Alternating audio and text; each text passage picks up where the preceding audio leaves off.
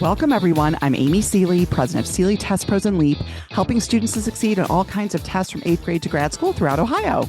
And I'm Mike Bergen, president of Chariot Learning, helping students with Test School and Life based out of Rochester, New York. Between the two of us today, we have over 60 years of experience at the highest levels of the test preparation and supplemental education industries. We both love to talk and learn about the latest issues in education, testing, and admissions. So let's get down to tests and the rest. The fascinating topic we want to explore today is getting ready for AP foreign language exams. But first, let's meet our special guest, Milton Alan Turner. Milton Alan Turner has taught French, Spanish, and now AP African American Studies at Saint Ignatius High School in Cleveland since 1987. He earned a Bachelor of Science degree in French and Linguistics from Georgetown University and master's degrees from Cleveland State University in Educational Technology and Global Interactions. He has served as a reader, table leader, and question leader at the AP French Reading and is an AP workshop consultant. He has been a member of the SAT French Development Committee, the AATF Standards Task Force, the Ohio Seal of Biliteracy Expert Advisory Group, co-chair of the Ohio World Languages Standards Revision Advisory Committee, and president of the Ohio Foreign Language Association. He has received numerous teaching awards, including the 2014 Ohio World Language Teacher of the Year. This summer, he will participate in the AATF Fulbright Hayes Group Project abroad to study West African storytelling traditions. Since 2021, Alan has hosted the podcast Milton Alan Turner Worldviews. Welcome. Thank you. It's a pleasure to be here. Alan, it is a pleasure to have you on the show. Not only is this a fascinating topic, and we're going to do double and triple duty by covering lots of AP language exams, but you have a truly fascinating history in education. We would love for you to start us off by telling us a bit about your background and why you love teaching language. Well, I've always loved language. I guess it goes back to storytelling. I loved comic books and stories when I was young. And then in high school, when I started studying a language and studying French, it was just, for me, it was like another play box, another set of tools. So everything that I was able to do with writing and creating stories in English, I was able to do in French and then Spanish and in other languages. And then also as a Black American, I always sort of understood the idea of code switching and biculturality. So learning that in another language, I just also found rather natural and interesting. Just finding in world languages, we often talk about products, practices, and perspectives. And I just sort of naturally fell into that and viewing that as a gateway into not just the words and the practices, but also the viewpoints and perspectives of another, and to try to see the world through someone else's eyes. That's a fascinating point. I never thought about language. I mean, I've definitely thought, and I'm saying this as someone who is really amazing at one language and deficient in every other. But right, when you learn a language, when you truly learn a language, you think in the language, you adopt a certain style. And so you talk about code switching because it really is kind of putting on a different facet of your personality. Mm-hmm. And I often tell my students when learning a language that learning another language is easy. The hard part is forgetting your native language. That we're so used to doing things one way that, like, why do you have to say, I have 15 years in French or I have 15 teeth in Arabic? And the answer is just because. That's the way we don't think about why we say I'm 15 years old in English. We just do it. And so the hardest thing in another language is just letting go of those preconceptions and just going with the flow. It's interesting, though, with foreign language, I find with students, like in test prep, especially because we work with students so much with like the grammar and usage, that a way to really help them understand what we're doing in English is with what they might be learning in a foreign language. It's also interesting that I always ask students, what language have you taken and how long? And it's fascinating. Most students who try to just get away with the 2 years of language typically are those students who I can predict will struggle more with the work that we do. And I found out recently, Ohio State looks at the language. They are really interested. They know that their students who succeed at Ohio State have taken at least 3 to 4 years of a language, which is fascinating to me. Yeah. Right. And then for me as a language teacher, a lot of times, and I'm currently on the board of the president of ACTFL, one of the largest language organizations. And normally we don't talk about fluency, we talk about proficiency and how well a student can perform. Either the novice level is the word level, intermediate is sort of they can get by asking and answering questions at the sentence level and creating, and then advanced is when they can begin to start telling stories. So really, for many students, when they get to the third year, that's really when they start getting to that intermediate, where they're not just repeating back things that they've learned, but they're beginning to create in the language and they're beginning to negotiate and be able to ask questions. And yeah, that's one of the reasons why third and fourth year becomes really important, because the first 2 years, they're really just repeating back and parroting back what they've learned. It isn't until the third year that they begin to actually create and use the language and make it their own. Yeah.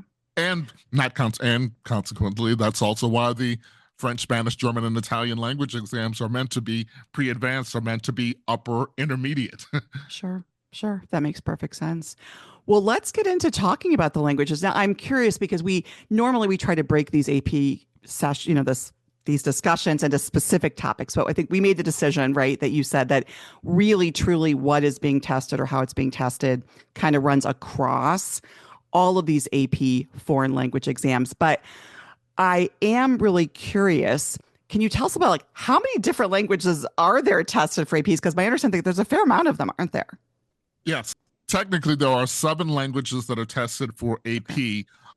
French, Spanish, Italian, and German are the ones that we're going to talk about. They all share the same format and the same structure.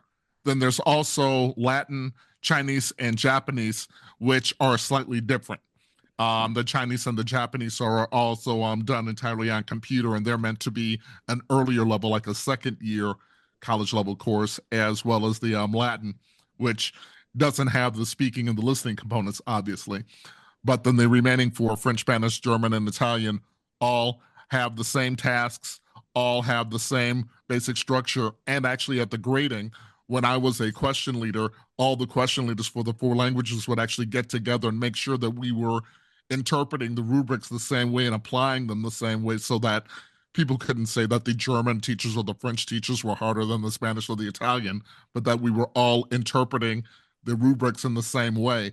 And actually, all the changes had to go through all 4 languages. If somebody wanted to adjust or tweak the rubric, it had to be agreed upon by all 4 languages. Yeah, that makes perfect sense. You board. want some consistency, and you don't want people to think, well, Spanish is easier than German.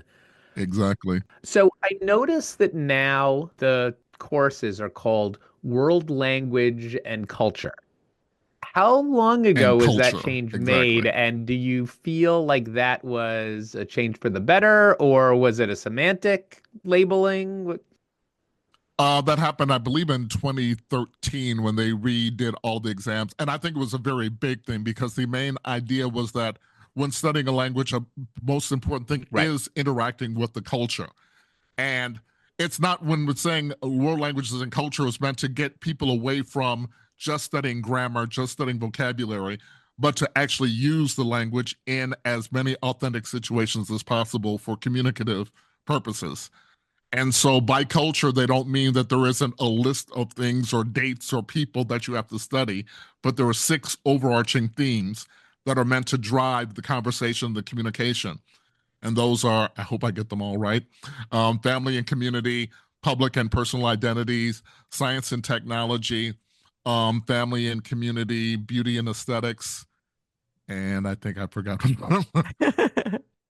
It may come to me, but the idea that everything should be studied within a particular theme, and that students should be introduced to authentic materials, meaning by native speakers for native speakers, not things that are curated for English speakers or non-native speakers, but to have them actually dealing with these products so that they could begin to understand and interpret the practices and get to the perspectives. So the cultures were meant to be a lens for communication. When I was on the co-chair at the committee in Ohio, where we redid the foreign language standards, one of the things that we did is we put culture before communication when we did the standards, because many people often thought culture is what you did on a Friday when you ran out of time or you had nothing else to do. Well, no, this is actually the focus of what we're doing, is looking at the cultures, and particularly within many of these, particularly French and Spanish, we're not looking at one culture of Spain or France, but we're looking at Francophone cultures throughout the French-speaking world of Vietnam, Morocco, Haiti, Canada, or in Spanish, Mexico, Dominican Republic, Equatorial Guinea. So it's not just one culture, but all cultures, and within a particular viewpoint to get to the perspectives. Wow. It's interesting with these languages. I'm wondering what are the most popular AP like languages currently? Like, what's the biggest AP world language test of them all? Oh, Spanish Yeah, language and and that's what I would culture. have. That's what I would have figured. Yeah, it's Spanish language and interesting. culture. Then there is also a Spanish literature exam, which is a slightly different exam and follows Sure. something different. Then after that, French language and culture, and then German, and then Italian. So I'm curious. So in terms of how students score the points, how is the test laid out as far as, what kinds of questions or what distribution of percentages go to certain skills that might be tested? Okay. The exam, like all AP exams, has a multiple choice section and then a free response section. The first half, the multiple choice section, is one half, 50% of the exam.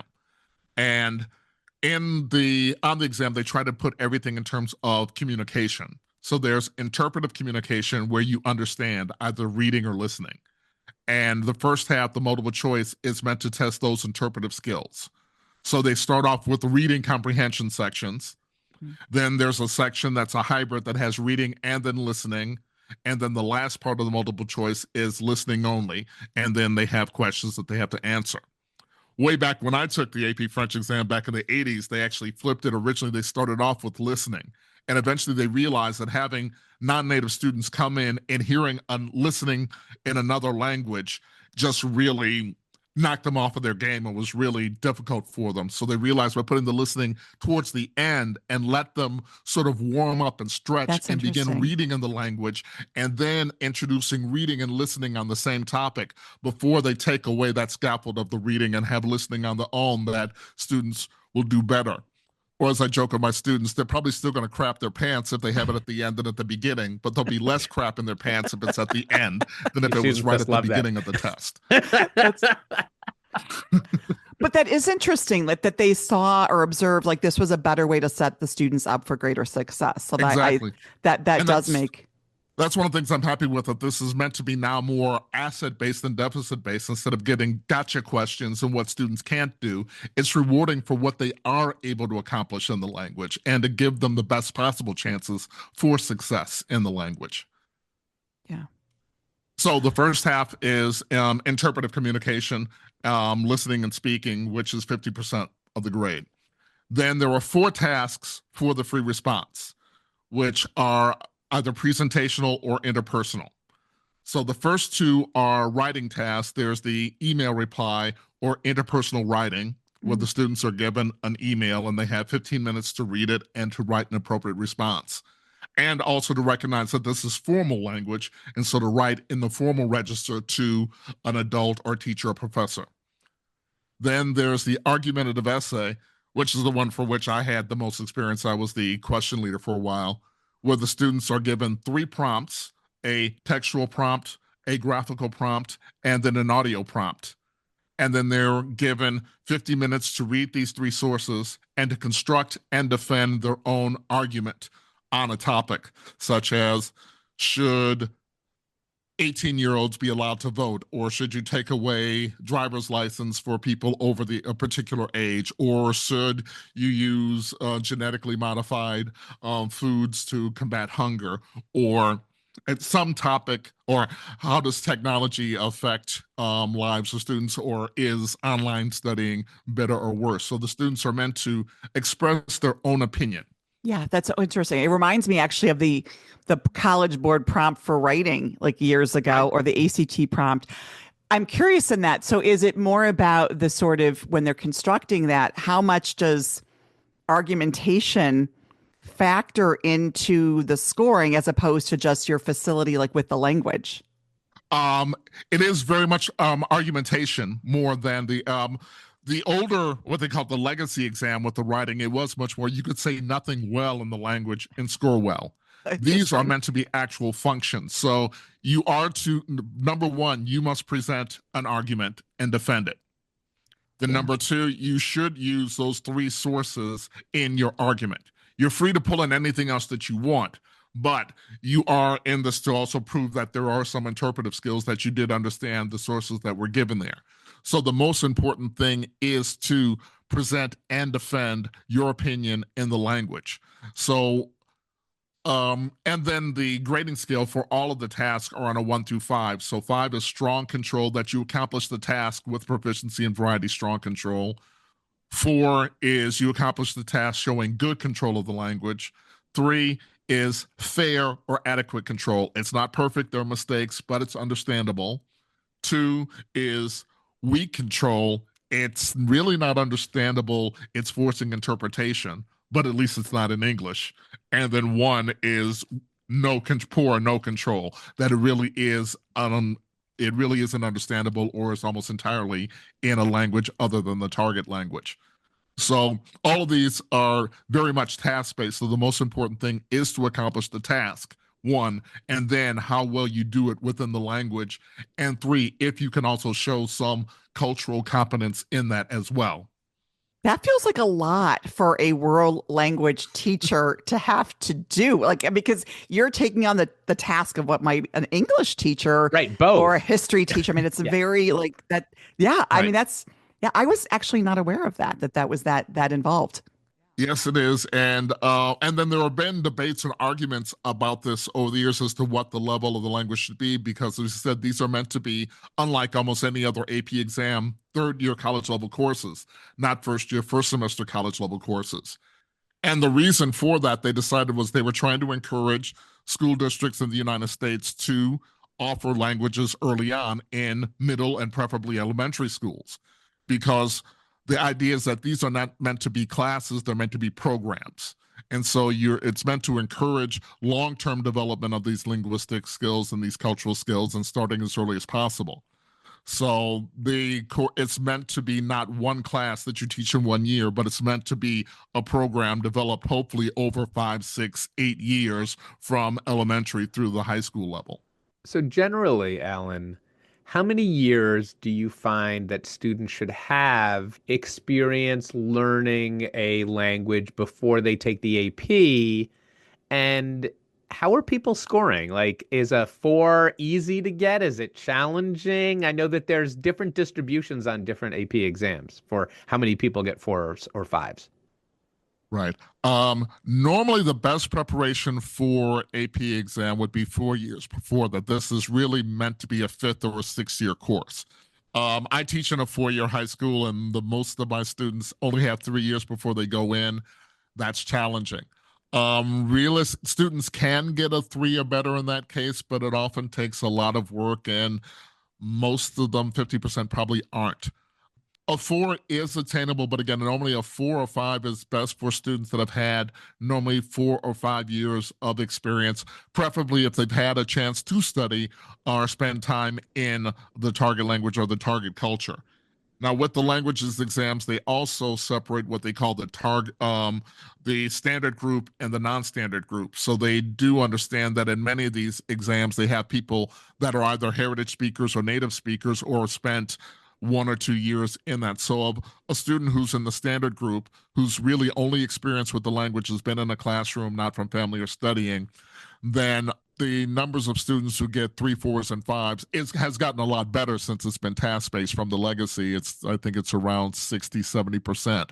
But again, the preparation the students have going into it varies. Those who have only 3 years of preparation before they go in, the number is much smaller. Those who've had 5 or 6 years of preparation before going into AP, are the heritage and percentage. legacy groups graded on a different curve, or is everyone graded in the same pool? They isolate them beforehand just for tracking purposes, but everybody's graded the same way. Exactly. Okay, great. Right. It's just for statistical purposes, but the grading scale is still the same.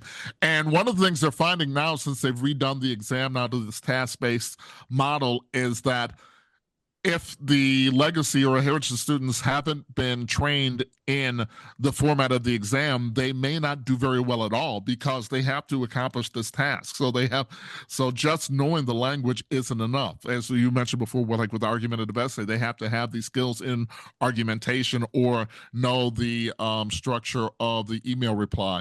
Oh, I didn't mention the other 2 functions of speaking. There's a conversation.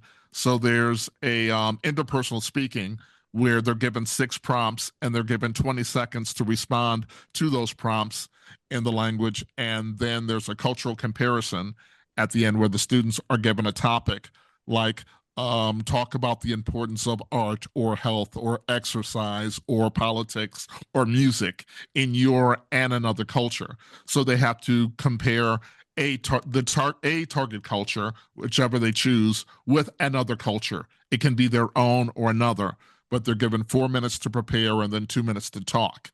And so that's, so we said, for the standard students, everyone's graded using the same rubric. It's just for statistical purposes, they'll separate to see how well students do who've only had classroom experience as opposed to outside experience. But one of the things they're discovering now is that just knowing the language isn't enough. They do need to have these skills and understanding of the exam and the exam task forms, and not just being able to say anything flowery. Yeah, no, or be that's definitely glib. my experience growing up with students that spoke Spanish, but bombed their Spanish courses because they weren't keeping track. These are really heavy exams, Alan, and you've started to allude to what it takes to get a great score, right? Can you lay out the Mhm. steps for a student who's listened to all this and still says, "Yeah, I think I've got it. I've studied my language for a long time. I assume that means like real fluency, but I want to show off to the best effect what I'm capable of on this exam." What would you advise? The two things I advise: number one, expose yourself as much as possible to authentic materials. Now, in Spanish in the United States, that's a lot more easier than, say, French, Spanish, French, Italian, or German. But through the internet, if you can listen to radio, watch TV, read newspapers, having exposure to as much or as many authentic materials as possible. Yes, you're not going to understand everything, and that's fine. A lot of times, it's just getting the point, getting you. And for example, on the argumentative essay, a lot of times students, when listening to the audio, they're sometimes overwhelmed. So I'm not going to understand everything. But you don't need to. All you need to do is understand one thing that you can use in your argument. If you can understand two things, great, but you don't have to understand the whole 2 minute audio. You just need to pull out one or two facts or bits of information to support your argument or to argue against in coning your argument. So getting used to and exposed to as many different types of dialects, as many different types of forms as possible. On the exam for the multiple choice, there are multiple exam types. So there's some literary text, there are letters, there's journalism, there are some graphs. So getting used to as many types of text types as possible. There's no poetry on there anymore. They decided that's a little too far advanced for students to understand in a limited exam, but there is often going to be some literature, some journalism, as I said, some infographics, so that they can show that they can understand different text types. But just being able to use contextual clues and just getting the gist. You don't have to be perfect. You don't have to understand everything, but show that you can understand something, because the test is meant to reward what you can understand. The 3 means you got something. You can show fair control. 4 is good control, and 5 is strong multiple. So it's just how well you can show your understanding and support it. So it's as much as you can with authentic materials, and doing it as early as possible. As I said, AP is not a class, it's a program. So students and teachers should be doing this from day one. One of my biggest complaints or arguments with teachers sometimes in level 1 is that students can't understand. Well, they know that they can't understand.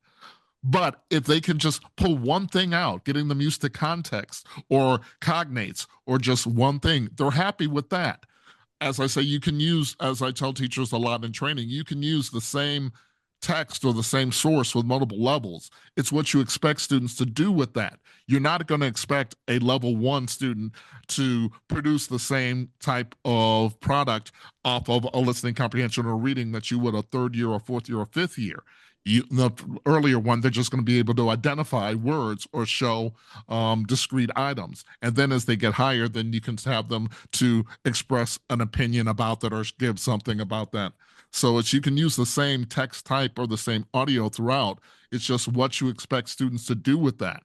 And then as they progress, then they're able to use more in the language and do more in the language with that. But just getting them used to dealing with authentic resources as early and as often as possible, because otherwise, if you hold that off until the 4th or the 5th year, then they do have this anxiety build up that they figure, I can't do this, I can't access it. Well, you can read almost anything in another language if you don't understand, if you just take some context or certain clues or pictures and just build on that. So eliminate the fear and get used to dealing with as much as possible, and be happy with making mistakes. You're not going to be a native speaker. You're not expected to be a native speaker. They understand that these are American high school students given 2 or 3 hours. They're going to make mistakes. We're not looking for perfection. Just show us what you can do.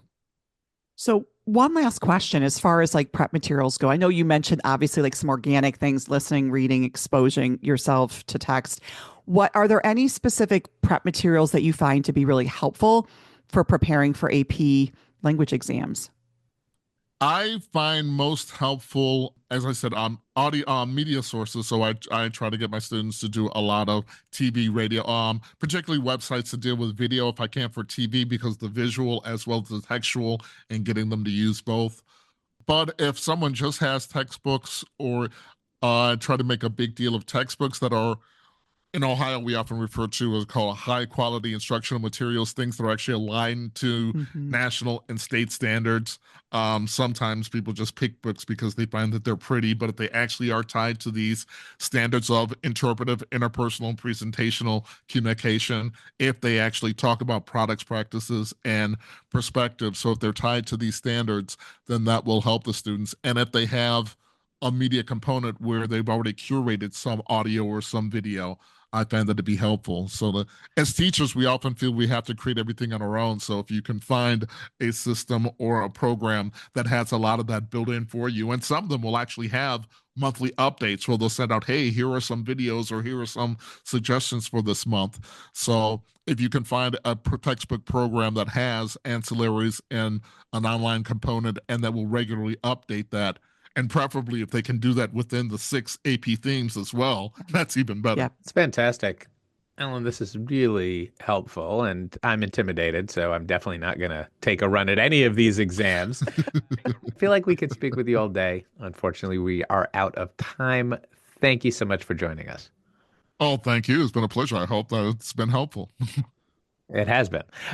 If listeners would like to get in touch with you, what's the best way for them to do that? Probably the best way is through email. My email, maturner, maturner, at me.com. Awesome. We hope you enjoyed this discussion as much as we did. Be sure to join us for another fascinating topic and guest on the next Tests and the Rest. Did you enjoy this episode as much as we did? Find expanded links and more for this and all of our episodes at our show page at testsandtherest.com. While you're there, be sure to explore everything the larger TestBright site has to offer, including real, expert, unbiased answers to the toughest admissions testing questions. Of course, we'd love for you to rate, review, and subscribe to Tests and the Rest on your favorite podcast platform. If there's a topic or guest you'd like us to feature, just let us know and spread the word.